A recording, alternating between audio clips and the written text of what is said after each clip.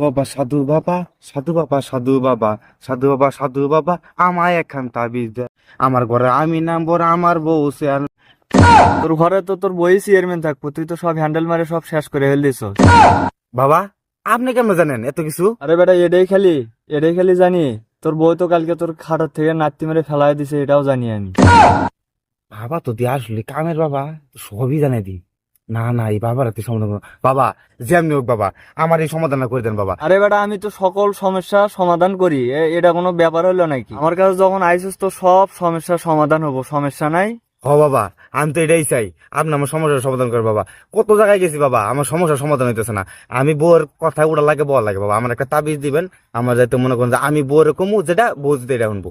কেমন দিবেন কি দিবেন জানি না আমি। অজরের নামাজের পরে নিশি রাইতে তুরাগ নদীর পারে যায়া এক মগ পানি নেসবি, পানি নেসে পরে চারো মুড়া ছিটে দিবি। সকালে একটু খাবি, রাতে একটু খাবি। গোসল করার সময় গোসলের পানির মধ্যেও দিবি অল্প একটু। ওই পানির মধ্যে গোসল করবি, গোসল করে তোর সমল সমস্যা সমাধান হবো। আর দিলাম দোয়া করে, তুই খাবি ভিক্ষা করে। বাবা এটা কি কইলেন?